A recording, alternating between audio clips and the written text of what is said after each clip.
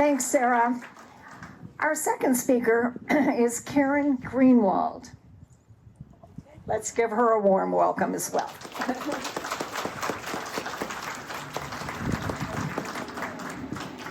Did you vote to slash Medicaid? Did you vote? No. How many of you voted to slash Medicaid?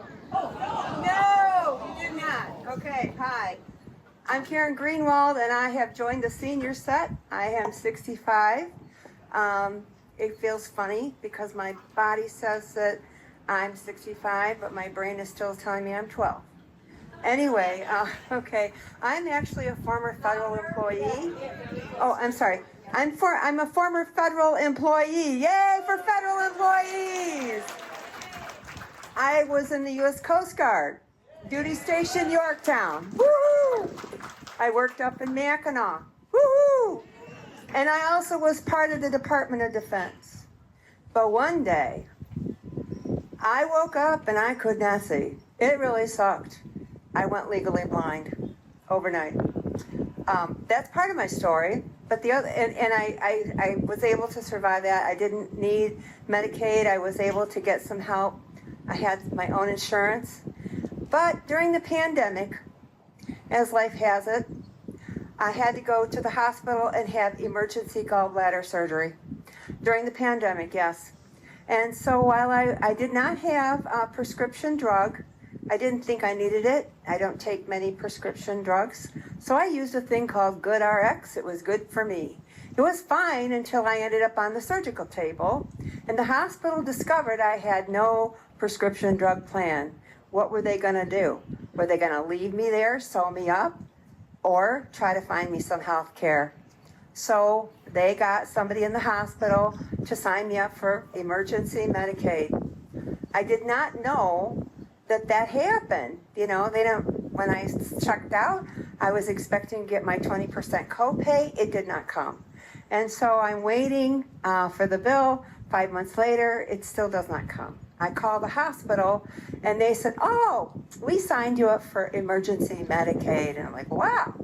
So inquiring minds want to know. I wanted to know, well, what does it take to sign up for Medicaid? And so I decided to go on that journey.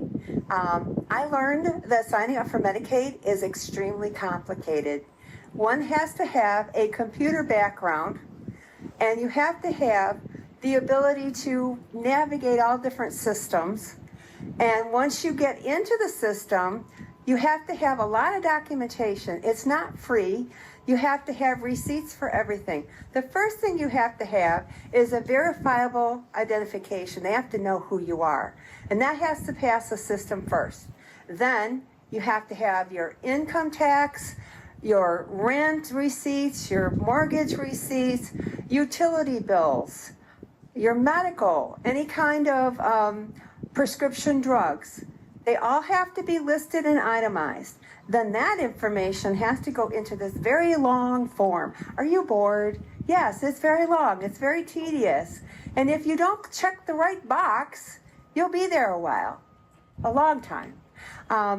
Then once you get all that information into the computer system, then you have to have a computer, you have to have a printer, or you have to have a way to transfer and copy all that data, speaking of data, and get it into the computer system.